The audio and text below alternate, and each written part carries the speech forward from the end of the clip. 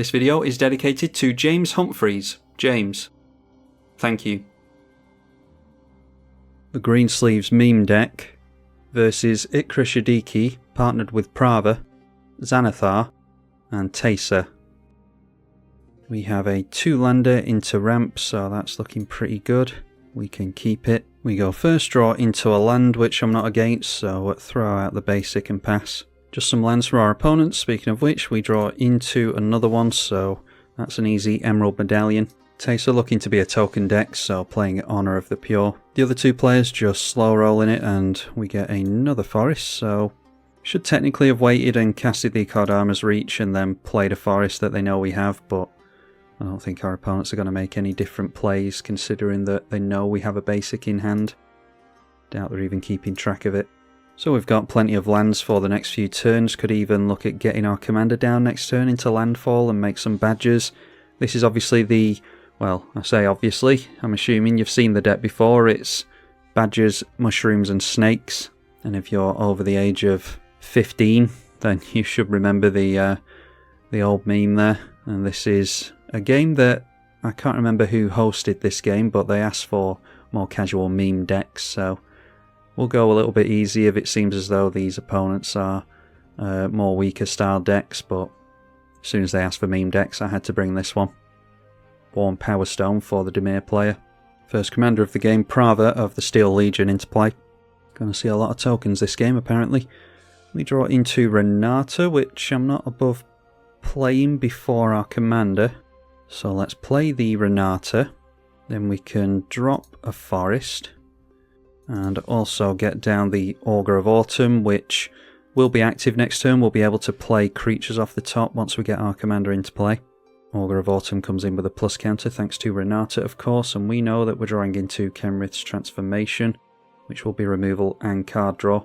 We see more ramp from Xanathar with Dimir Locket, then down to 4 cards in hand, Evil Twin. And they decide on copying the Augur of Autumn. They're going to need a few more creatures in play before they can play creatures off the top, but Dimir will probably be grateful for casting or playing lands off the top with that. The Junk player threw down a Murmuring Bosk and cycled a Tricycle land, so still at 5 cards in hand over there. We begin our turn 5, draw into the Kenrith's Transformation, and we know that a Mana Reflection is on the way, so not going to shuffle that away. We'll get down our commander into the Yavimaya, and once we make landfall we do make our badger, so just looking for a snake and a mushroom at this point. The mushrooms are in the form of, what are they called, saprolings in Magic the Gathering. So Renata, now a 6-3, we've got a 3-4 Augur of Autumn as well, so let's swing in and we'll take the 6-3 Renata in at the Prava, and the Augur of Autumn in at the Augur of Autumn. Not going to go for any removal here because I think my opponents are playing much more slowly and much more casually here. So we'll try and play nicely as best we can. Teysa's actually missing black mana here, which might be holding her back a bit. Well, Teysa is still able to play at least a Sigil of the Empty Throne, so maybe there's lots of anthems in the form of enchantments and stuff in this deck. I wouldn't have thought it would be an Orzhov Enchantress deck. Maybe it is, but there's better commanders for that. We see a Skull Clamp from Xanathar, and that goes on to the Augur of Autumn. Following that up with a Phantasmal Image, copy of any creature on the battlefield, and they choose our Greensleeves, throwing out a Reliquary Tower after that, so they do get themselves into a Badger token. I think I'll save the Kenrith's Transformation for the Xanathar, although maybe throwing it onto this thing to destroy it would be fine. Although that might fizzle the card draw on the Kenrith's Transformation. That's an intricacy that I don't really know about. You target with auras on the stack, I think. So this thing would get blown up and kind of fizzle the Kenrith's Transformation and it would never enter, which means you don't draw the card, I think. So yeah, maybe leaving this thing alone would be alright. I imagine the Orzhov and the Junk player will be looking to wipe the board sometime soon anyway. Ikra and Prava just playing out another tap land, so could be holding up removal I suppose. We see a Sakura Tribe Scout on top, so I think we definitely want to see the Mana Reflection here, and that is allowed down through the blue mana, so yeah, I think we're fine to... We'll see what we reveal on the top with the Sakura Tribe Scout coming into play. Noteworthy that this is our first snake, so We just need a Saproling at this point, and that is a fetch that we can play off the top, so we'll do that. And revealing another fetch off the top. Obviously that makes another Badger for us, so I think we're fine to shuffle here and try and get into something better than another fetch, because we do have one available to us in hand. So then putting on top a 3 visits, which we'll draw into next turn. So yeah, even though we don't get the card draw from Kenrith's transformation, I don't know. Yeah, we'll just do it here and get rid of that Greensleeves. So the Greensleeves is sacrificed because it's a phantasmal image, and that means that the Kenrith's transformation does not have a legal target, and therefore does not enter play, and therefore does not draw as a card, so that does work the way that we thought it would. We'll go through to combat. We'll spread our damage around as best we can, so a Badger and the Augur going into the right. Greensleeves can give the Dimir player some card draw with that Skull Clamp, and Renata can go in at Teysa. So in response, the Evil Twin being activated and blowing up the Augur of Autumn. That was swinging in at the Junk player, so they could have let them take the damage and then done it, but maybe looking to make friends here against us, because our opponents don't seem to be doing too much so far. So we land a bunch of damage there, surprisingly getting 8 points of commander damage through to the Dimir player. Cryptghast from Teysa with only 1 swamp in play, but could see an Urborg sometime this game. We are up against 3 black players. Mind Flayer from Xanathar now, and they steal away our commander.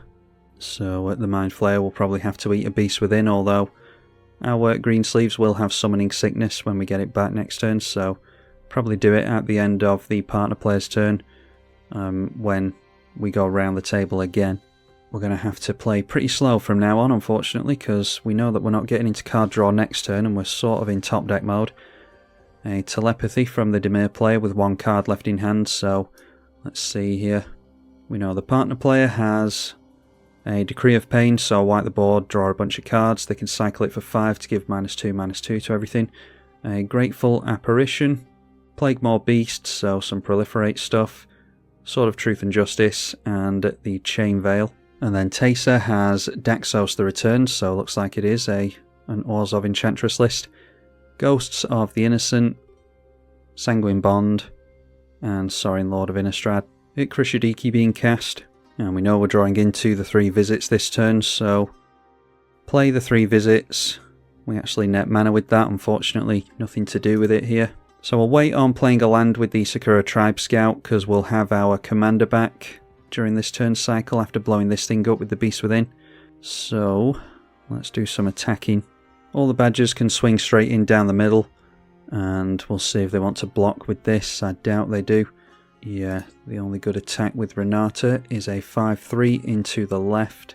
And we do give our opponent some card draw with the Skull Clamp and the Badger going down to a block. Obviously, I'd very much like to blow up the Skull Clamp or the Sigil of the Empty Throne with the Beast Within, but if we need to get our commander back, then blowing up the Mind Flayer is the thing to do. We see Darien King of Kjeldor being drawn by the Orzhov player, thanks to the Telepathy. Decides to cast a Sanguine Bond. Might as well pay into the Extort here, because he's got nothing else to do with the mana. So jumps back up to 31, does get an Angel token, thanks to the Sigil, of course. Xanathar playing another island for a Badger token from our Greensleeves, then plays Felwar Stone. And then Xanathar Guild Kingpin into play. I think we'll get a Song of the Dryads thrown on it.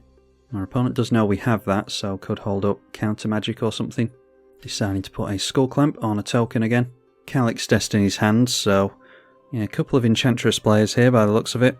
Then looking at the top 4 cards with the Calyx. Revealing with that an Oath of Ajani. So deciding to play that straight away. And now the 4/8 swings in towards us, so potentially a bad attack that. I was holding on to the Beast Within for this exact reason though. Tap down 1 land. We'll go Beast Within onto the Mind Flayer. Bear in mind our opponent does know that we've got this in hand. So we get a 9/9 into play. This does have Menace, but we can still block once we make a token, which we will do with the Sakura Tribe Scout. Once again, our opponent does know that we have this land available. So we make a 4/4 Badger token, and we'll crack the Verdant Catacombs and make another 4/4 Badger token. And we're just praying that we get into some card draw sometime soon. Probably shouldn't have thrown away the Kenrith's transformation before, but I was trying to make more of a game of it, seeing as how it was looking pretty one-sided at the time. So we'll get rid of their commander, making it cost 7 mana for them to get out again. And we'll be able to go wide at this Calyx as well before it does too much damage. So fingers crossed we get into something decent here. Nope, just a land, but well, we can do at least something with lands. Let's go for Song of the Dryads onto the Xanathar, because if we can't do anything with our deck, then I certainly don't want my opponent doing anything with our deck. So now it is ignoring the Dimir player, I think, because we don't want to keep drawing them cards with the Clamp. Although they will stop making tokens now at least. We'll go wide onto the commander, or onto the Planeswalker past their commander. The 10/10 can go at the Orzhov player because they might not want to block. And let's take the Renata in at the Junk player's face as well. And obviously just holding back the Sakura Tribe Elder so it can make a land, and therefore a Badger at instant speed. So we get rid of an Angel token and get a bunch of damage through. And this player has drawn into Avacyn, Angel of Hope. This is a heavy deck they've made here. Either that or they're being very unlucky, drawing into all their big spells. So you'd probably assume they're going to play Daxos here. They've got double black mana, so they can play Daxos and activate the Daxos for an enchantment token. Instead deciding on the Darien, King of Keldor, which probably is to keep us from dealing damage over there. Which is probably a good idea on their part, that will likely stop us. And they've got 1 black mana floating, so again might as well go for the Extort. And when they gain a life, the Sanguine Bond will trigger and have us lose life again. Yep, so they do point that at us, so they gain 3 life, they have us lose 3 life. This is target opponent, not every opponent, like it maybe should be nowadays, if it wants to be in alignment with the power creep. The Dimir Locket being sacrificed in order to draw 2 cards, so Xanathar going up to 6 cards in hand. Okay, deciding to hold back all their creatures, including the Skull-Clamped Badger token. They could have tried their luck swinging in against Prava. Prava might have blocked it because it would have survived, but obviously they've got less blockers there. And Urza's Ruinous Blast now. So, yeah, there's not much point in going for the Sakura Tribe Scout. We might as well just drop the land into our commander next turn. This is actually pretty good for us. We lose our double mana from the Mana Reflection, but we've got a lot of lands anyway. And we still manage to keep our Greensleeves and the Renata.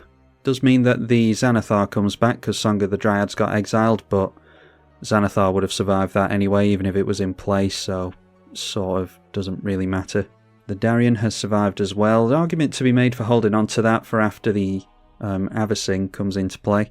I know Avacyn will dodge it, but all the things it's making indestructible will not dodge it. So, yeah. Anyway, we get into a Cultivate, so we can start making lands again. Not worthy that the Telepathy is gone now as well, so our opponents no longer know what we have in hand. So making a couple of lands this turn gets us a couple of 4/4 Badgers, and we'll continue to plough through with commander damage at the Dimir player, encourage him to block with the Xanathar, and the 4/3 can swing in at the partner player. Everyone allowing the attacks through, and in response the Reality Shift is going to exile the top card of our library, which is hopefully something good. Our commander goes back into the command zone, and we exiled a Reclamation Sage, which isn't relevant after the wipe. Oh, and apparently I was F6 through the turn, so it did not get to recast the Greensleeves there. I did remove auto yields during the Reality Shift, but Magic Online is really laggy sometimes, so obviously it was looking at my controls whilst it showed me that it was looking over at the Dimir player. Anyway, not to worry. Sorin, Lord of Innistrad, into play for the Teysa player, plussing on that to make a lifelinking vampire token. The Xanathar being pointed over at the partner player, throwing out a Thespian Stage, and after that casting a Renegade Doppelganger. Prava playing Oath of Nissa, with which he reveals an Orzhov Basilica.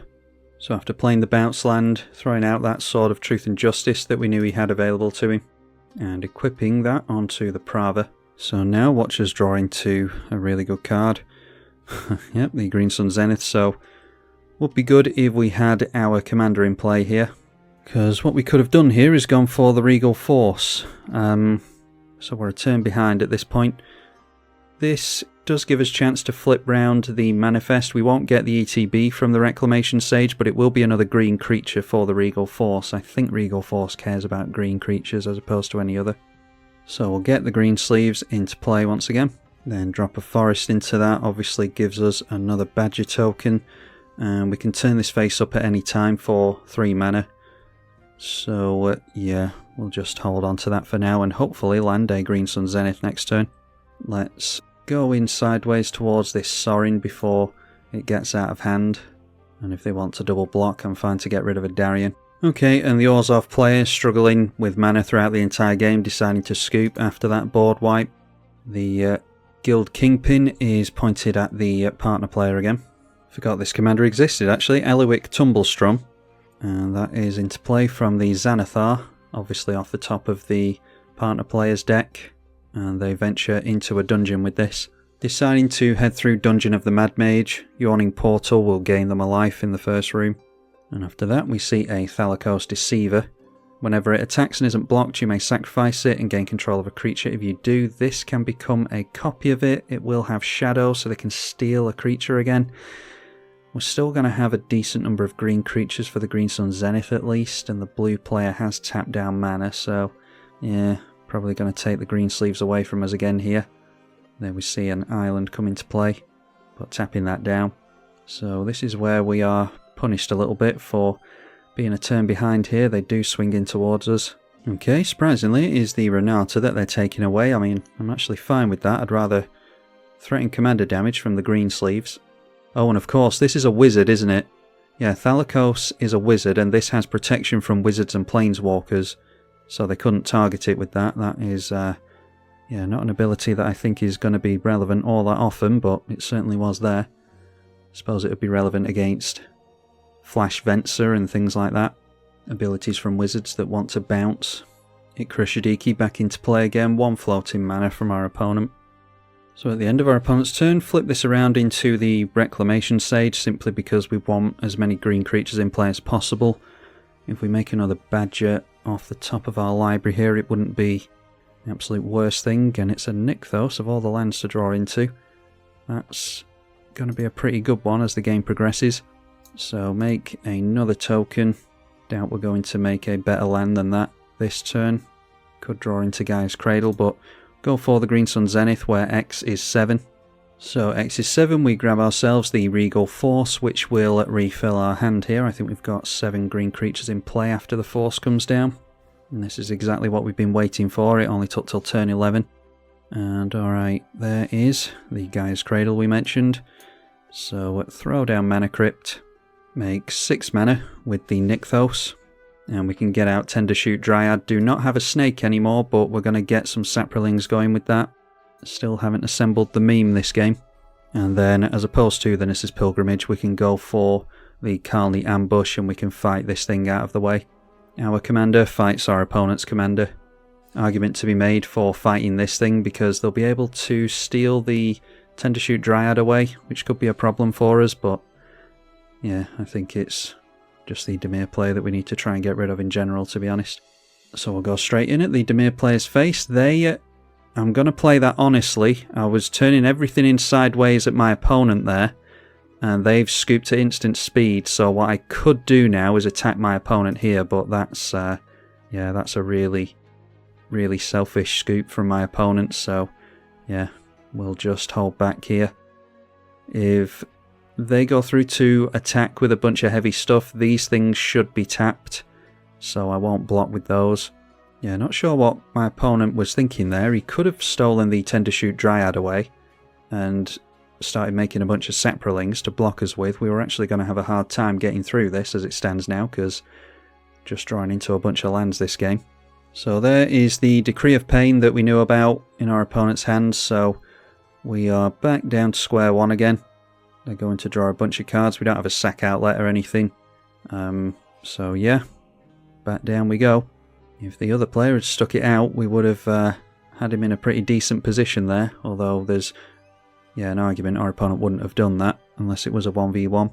Hopefully we can get enough tokens going to go wide on our opponent more quickly than he can get actual answers out. 16 cards in hand at the moment, but hasn't done too well on mana this game considering it's turn 11. So I still think we're in a pretty good spot, alright, and yeah. Well, that's Magic Online for you. Let's see what we were drawing into. Yeah, just more land stuff.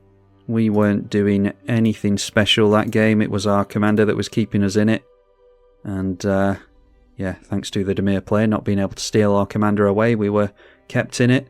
We were just getting into a bunch of mana and stuff that game, so yeah, you can see how far away we were from Arishkar's expertise. Would have been a few shuffles there, so wouldn't necessarily have drawn into these, but gives you a good idea of how the game went, or might have gone.